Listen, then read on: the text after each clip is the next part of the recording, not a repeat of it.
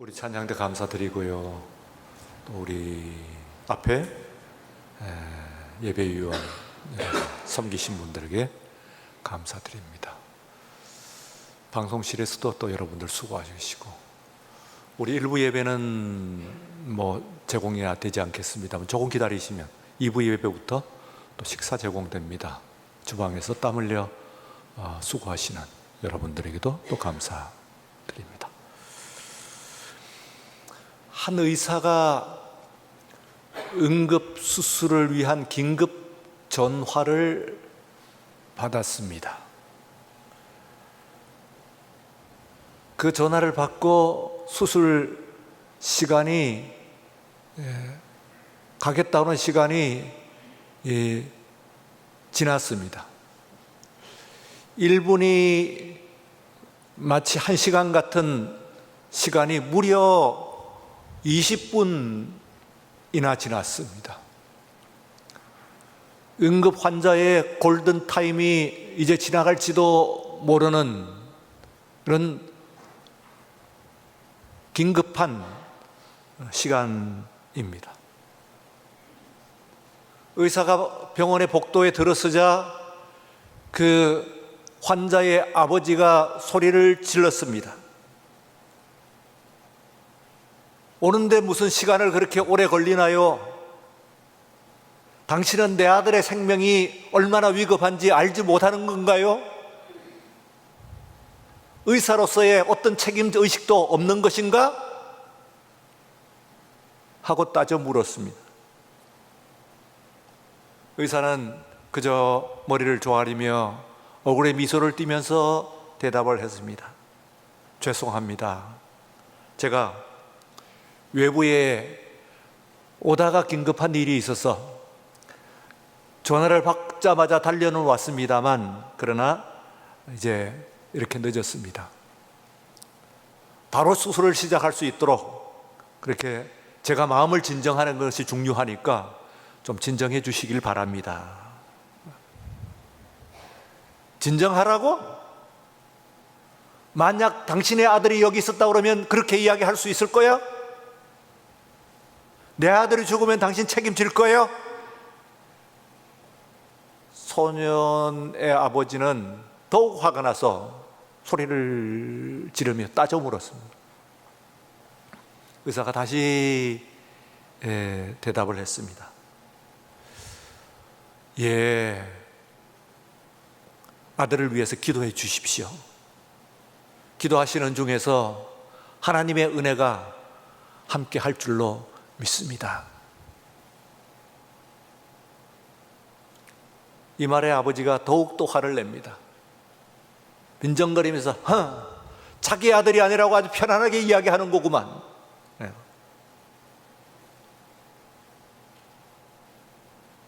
빨리 수술이나 하시오. 하고 재촉을 했습니다. 몇 시간 긴장된 수술이 지났습니다.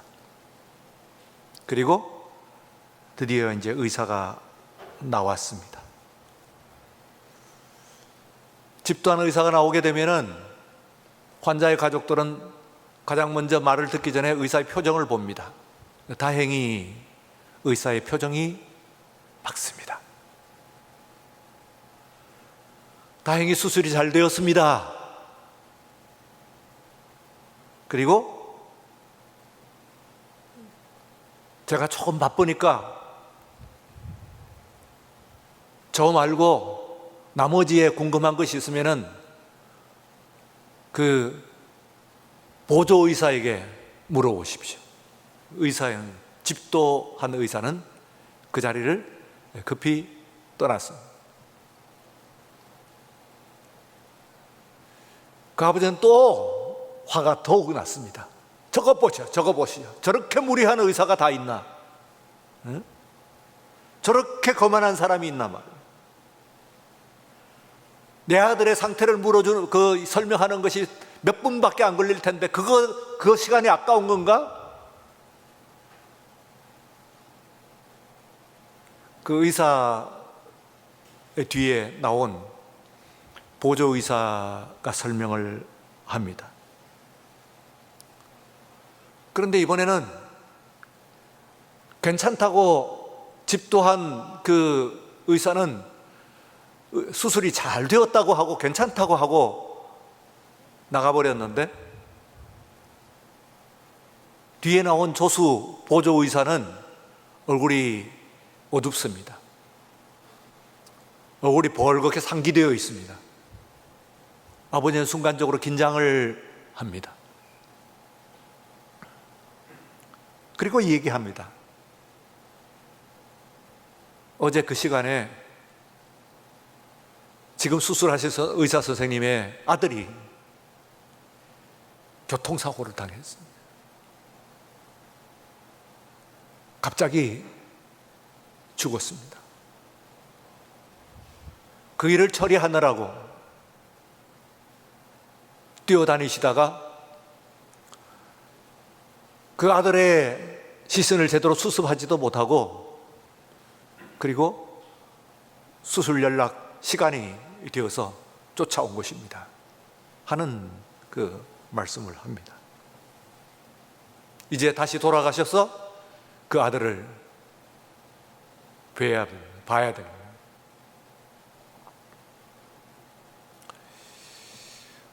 오늘 이 그 본문 말씀에서 보면은 공동체에서의 대인 관계가 나옵니다. 마태복음 18장에 몇 개의 공동체의 대인 관계가 나옵니다. 우리가 교회 생활을 한다고 하는 것이 또 교회 생활뿐만 아니라 다른 공동체도 있으니까요. 공동체에서 대인 관계를 맺는 것이 참 보통 일이 아니에요. 저는 목회자로서 오늘 여기까지 오면서 참 그것이 어려운 일이다. 다른 사람들만 어려운 것이 아니라 정작 나도 어렵다 하는 그런 고백을 하지 않을 수가 없어요. 참 어려운 일이다. 그런데 이제 여기에 한 사람이 죄를 지었습니다. 그것은 내 판단입니다. 혹은 뭐 판단 정도가 아니라 분명하게 목격한 것일 수가 있습니다.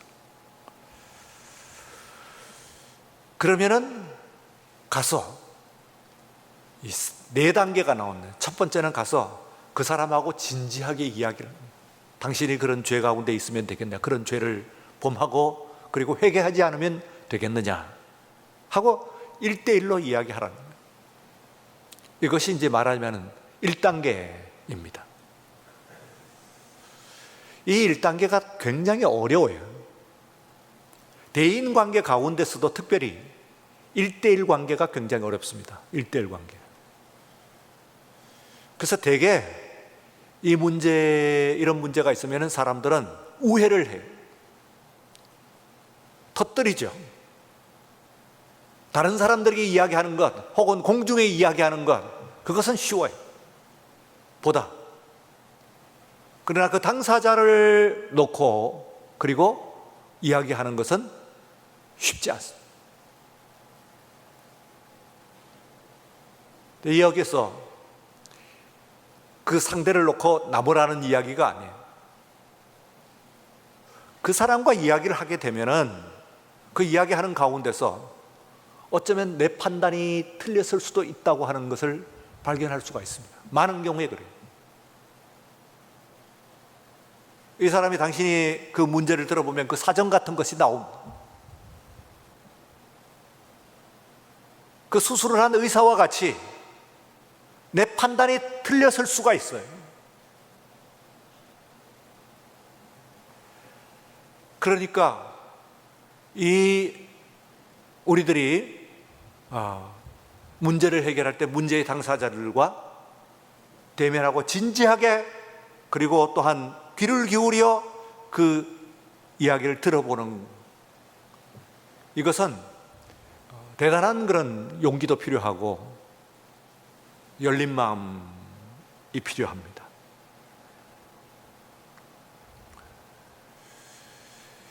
이제는 그 사람들이 참을 만큼 참았어요. 같은 유형의 범죄들이 계속해서 일어납니다. 한 청년이 여자 청년을 사랑하여서 따라가고 괴롭힙니다. 그저 괴롭히는 정도가 아니고 건물 위에서 떨어뜨려서 죽습니다. 혹은 그 이전에 죽였다는 그런 증거도 나왔습니다. 혹은 심지어는 청년을 따라가서, 여자 청년을 따라가서 그 집에 있는 그 사람뿐만 아니라 또한 그 가족, 어머니나 여동생 같은 가족들도 살해를 합니다. 그리고 또한 이번에는 아주 사전에 치밀하게 정보를 수집하고 예행 연습하고 변장을 하고 하면서 아주 교묘하게 그렇게 범죄를 합니다. 못 참겠습니다. 참을 만큼 참았습니다. 이제는 아예 이걸 막아야 됩니다. 그 중에서 이제 범인의 얼굴과 그리고 신상을 공개하라고 하는 이야기가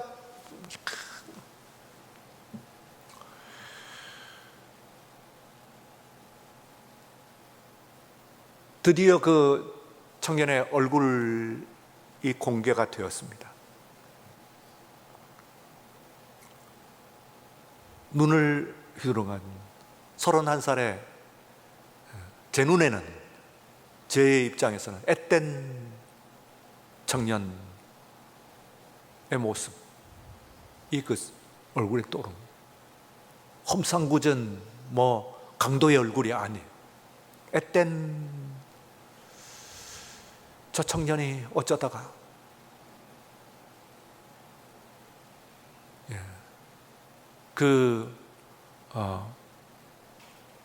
강력 범죄를 일삼은 행한 범인을 옹호하자는 이야기는 아닙니다. 어쨌든 우리들에게 있어 그래야 되죠. 저도 거기에 한 표 공개를 해야 되겠다. 그러나 얼굴 공개하는 것으로서 그 문제를 해결할 수 있을까요? 이제는 더 이상 얼굴을 공개하기 때문에 그런 문제가 안 날까요? 제발 그것 때문에 조금이라도 진정이 됐으면 좋긴 하겠습니다. 개선이 됐습니다. 우리 사회가 그동안 그 얼굴 공개하지 않고 신상을 공개하지 않고 그리고 그 범인을 숨겨주고 그리고 또한 사람의 편을 들어줘 가지고 그런 문제가 계속해서 일어났던 것일까요?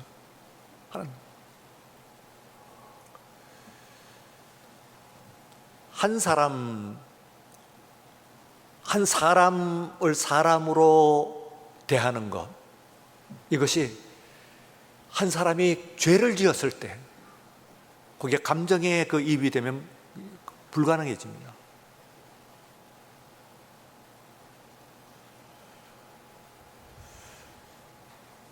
우리가 회의를 할 때요, 제가 우리 교회에서도 제가 설명을 했고 그리고 다른 곳에서도 설명을 했는데 아주 간단한 거예요, 회의. 그러나 굉장히 중요한 필로소피, 철학이 포함되어 있는 게 있습니다. 회의법에 소위 동의제청하는 건데 우리 당회에서도 제가 한번 말씀을 먼저 드린 적이 있어요. 그 동의라고 할 때의 그 동의가 잘못 쓰여진다는 말이죠. 그 동의는 같을 동자가 아닙니다. 움직일 동자예요. 그러니까 영어로 얘기하면 move예요. 의견을 무브한다는 거예요. 정확하게 말을 회의 용어로는 request입니다. request. 요청하는 거예요. 그렇게 요청이라고 이야기를 해야 돼요. 혹은 청원합니다. 뭐 이렇게 내가 이렇게 해주기를 청원합니다. 하면은 거기에 반드시 붙어야 되는 게 있어요. 그게 이제 제청합니다 하는 얘기 있어요. second request라고 합니다. second request. 그러면 제청이 됐으면 이 안건을 회중에게 묻습니다.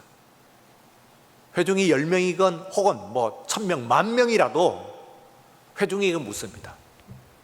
이 안건을 어떻게 할까요? 하면은 예, 동의합니다. 혹은 나는 거부합니다. 이때에는 이제 동의라고 하는 말을 쓸 수가 있죠. 동의합니다. 되게 그렇게 쓰죠. 우리가 동의라는 말은 agree 그렇게 쓰는 거죠. 동의합니다. 근데 그 앞에서 이제 제가 철학이라고 이해하는 그 부분이 뭐냐면은 어떤 중요한 의견도 한 사람이 그걸 끄집어냈을 때 그 회중 가운데서 아무도 거기에 찬성을 하지 않으면은 제청을 세컨드 리퀘스트, 두 번째의 퀘스트의 두 번째 퍼스트 리퀘스트의 세컨드 리퀘스트 두 번째의 청원이 나오지 않으면은 그러면 그냥 무산이 돼버려요. 끝나는 거예요. 그 안건을 묻지를 않는 거예요. 안건이 아닙니다. 그런데 그 회중이 10명이건 1000명이건 10,000명이건 간에 어떤 한 사람이 의견을 이렇게 하십시오 하고 냈을 때 그 많은 사람 중에서 단 한 사람이라도 나도 그렇게 생각합니다, 나도 청원합니다 하고 이야기를 하는 순간 그것이 안건이 돼버려요. 물어야 되는 거예요. 맞습니까? 틀립니까? 찬성합니까? 거절하십니까? 물어야 돼요. 그때에 이 갖고 있는 철학이라고 하는 것은 어떤 중요한 사람도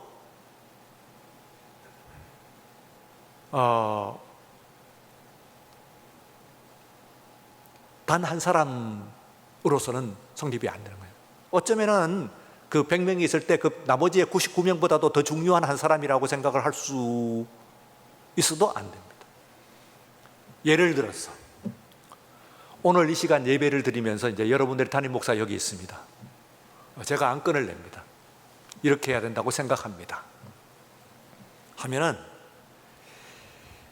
이것이 이 회중 가운데 단 한 사람이라도 나도 그렇게 청원합니다 하고 하는 사람이 단 한 사람도 없고 저 혼자만 얘기했다 그러면 교회 안에서의 담임 목사라고 해도 교회 안에서의 사안이라고 해도 안 돼. 그게. 그래서 세컨드 리퀘스트가 굉장히 중요한 거예요. 그러면 한 사람의 의미, 그 한 사람의 의미가 얼마나 중요한 거예요.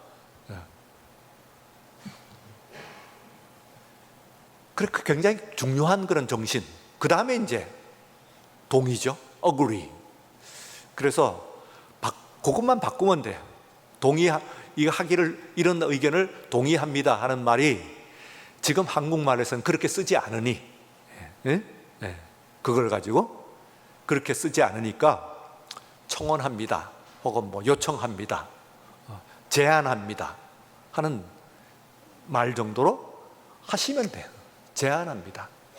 저도 제안합니다. 이러면 이제 안건이 된다. 그런 얘기죠.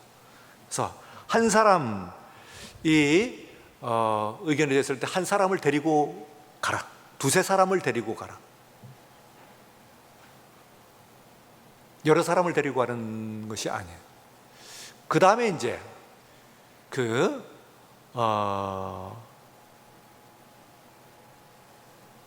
사람이 그래도 그것을 들어주지 않는다고 하면은, 아주 완고하게 들어주지 않는다고 한다면은, 그러면은 교회에 이제 이야기를 합니다. 근데 이 교회라고 하는 것은 물론 공동체입니다. 그래서 이 공동체, 교회를 공동체라고 표현을 하는 사람들이 있습니다. 또 써도 괜찮아요. 그러나 엄밀하게 말하면 주의를 해야 됩니다. 커뮤니티, 우리 공동체. 교회는 공동체가 틀림이 없습니다. 그러나 매우 특별한 공동체입니다. 교회 공동체. 그래서 굳이 쓰려고 그러면 처치 커뮤니티라고 해서 교회 공동체라고 이야기를 해줘야 돼요.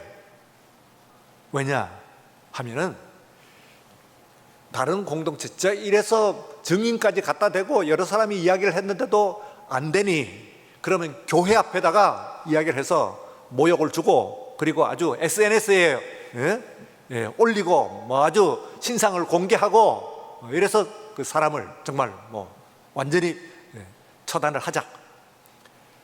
근데 이 교회는, 이 세상에 교회는 커뮤니티이긴 커뮤니티, 공동체이긴 공동체인데, 이 세상에는 학교 공동체도 있고 국가 공동체도 있고 그 회사 공동체도 있고 우리가 있는 모든 것이 이 마을 공동체도 있고 다 공동체입니다.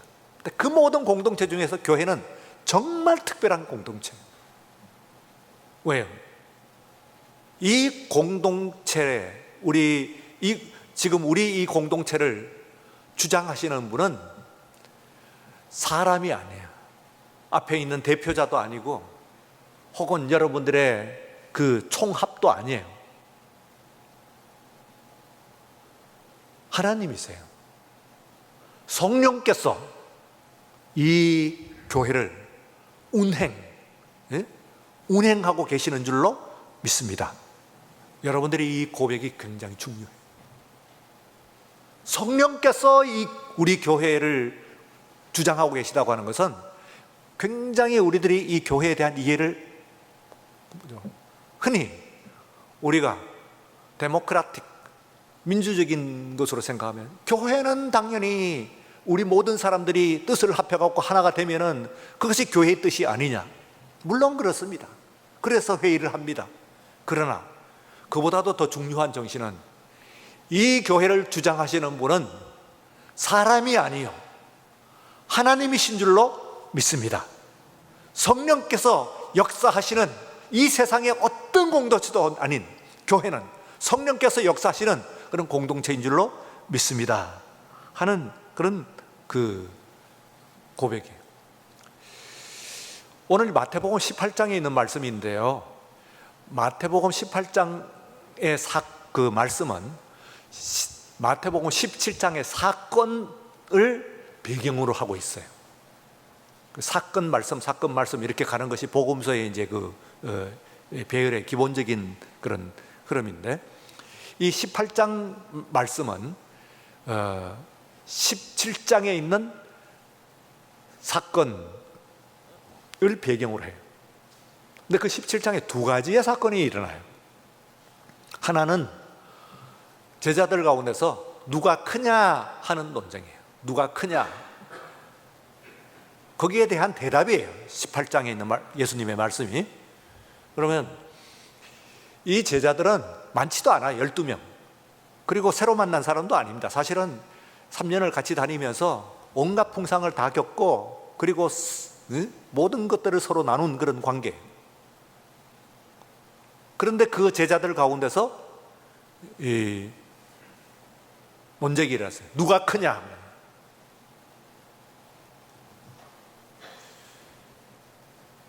거기에 대한 대답이에요. 오늘 말씀이. 그러니 공동체에서 그 소송의 이야기를 하고 있는 것이 아니거든요. 또 하나가 있어요. 예. 거기에 보면은 성전세가 있어요. 성전세. 성전세는 성인 남자에게 받는데, 성전을 위한 세금을 받는 것인데 반세켈 받는 거예요. 반세켈. 한 사람당. 그 반세켈이면은 어느 정도 가치를 갖고 있냐 하면 한 20만 원 정도가 돼요. 예수님은 집에 계시고 그 수제자 베드로는 바깥에 이제 가버나움인데요. 가버나움은 베드로의 그 소위 말하자면 자기 경내입니다. 뭐 말하는 소위 말하는 나와바리 그겁니다. 예? 자기 동네예요. 그 사람이 가버나움에서 고기를 잡던 사람이거든요. 그 사람이 밖에 나가 동네 사람 중에서 세금 징수원, 세금쟁이죠. 세금. 근데 세금쟁이라고 하지 않고 아주 재밌는 말을 써요. 그 10절 24절에 보면은 어떤 표현을 쓰냐면은 아예 반세겔 받는 사람이라고 해요. 반세겔 받는 사람. 아예 여축 없이 걸리기만 하면 20만 원씩 뜯어내는 거예요. 반세겔 받는 사람.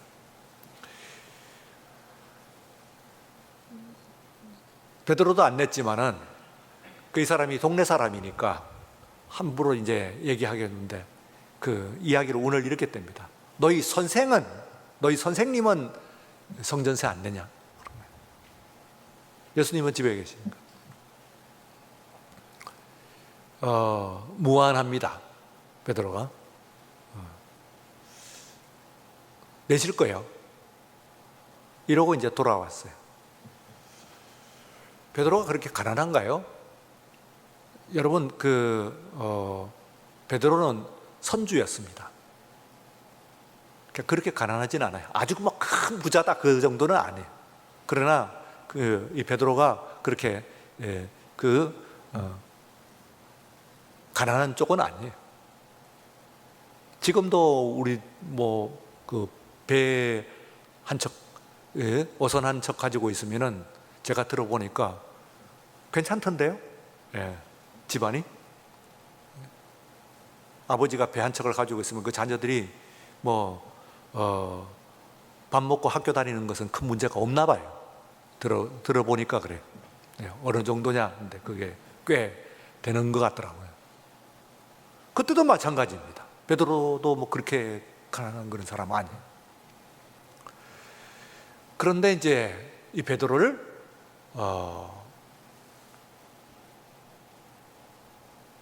20만 원이 예수님께서 아시고 야, 너 나가서 가지고 낚시를 하라. 낚시를 해가지고 물고기를 낚아라. 그러면은 그 물고기의 입속에 은전 한 딥이 있을 거다. 한 세겔짜리 은전이 있습니다. 그걸 가지고 그렇게 너와 나를 위해서 세금을 내라. 세금 문제가 아니거든요. 관계 문제예요. 관계 문제. 낚시를 하라고 하는데 낚시를 하라고 하는 것이 17장에 있는 것이 신약 복음에서 딱 한 군데 나오는 낚시질입니다. 다른 데는 다 그물질이에요. 베드로가 다른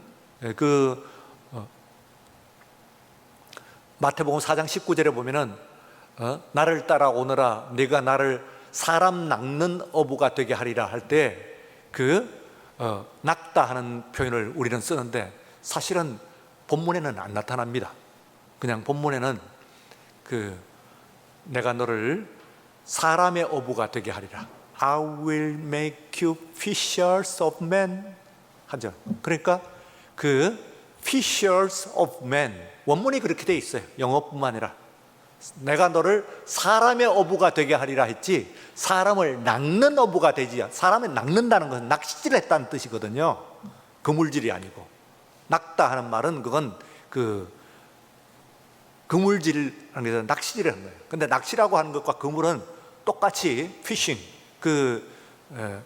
고기를 잡는 것이긴 합니다만 엄밀하게 이야기하면은 이게 달라요.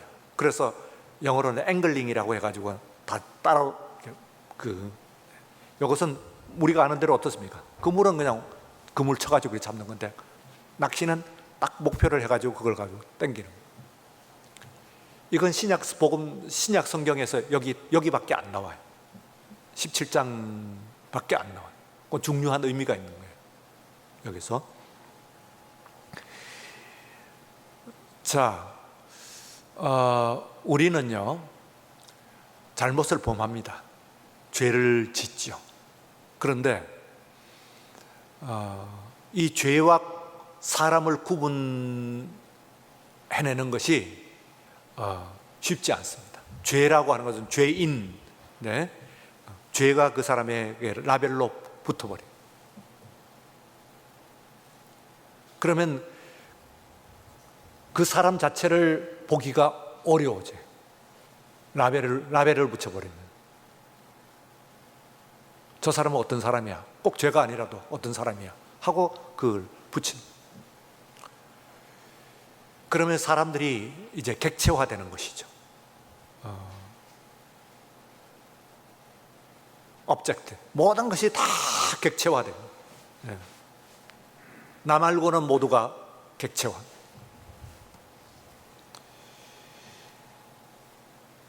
그러나 이 사람을 존중을 하게 되면은 모든 것이 달라집니다. 그 사람을 사람이 있는 대로 존중을 하는. 하나님이 그렇게 하셨어요. 우리가 죄를 지었을 때에 그 죄를 용서하시기 위해서 아들 예수 그리스도를 보내셨지만은 그 보내신 그것이 그 죄와 달리 우리 인간을 하나님께서 사랑하시는 거예요. 그 사랑이라고 하는 것은 말하자면은 그런 라벨을 붙이지 않고 표제를 붙이지 않고 그 사람을 생각합니다. 죄만이 아니에요. 그 반대도 있어요.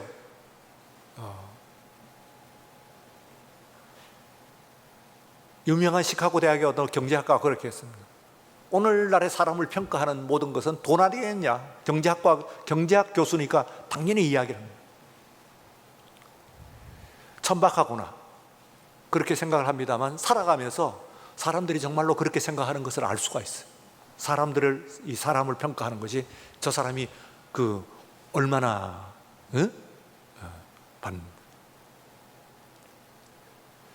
제가요, 미국의 동부에 있는 프린스톤이라고 하는 그 신학교에 교환 학생으로 가서 한 달 반 정도를 그 방학 동안 가서 연구한 적이 있습니다. 그때 이제 들은 이야기예요. 프린스톤 신학교가 아주 부자 학교예요. 굉장히 돈이 많은 그런, 미국에서도 손꼽히는 그런 부자 학교예요. 그런데 이제 어느 교수님이 다른 학교에서 돈을 청빙을 했어요. 새로운 교수님인데 교수님이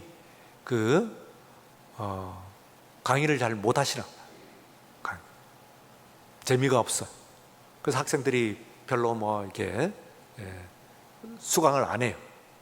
수강 신청을 안 해요.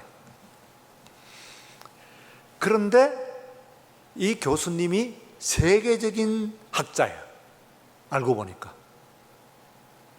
그래가지고 이 교수님을 모셔오는데 학교가 얼마를 썼냐 하면은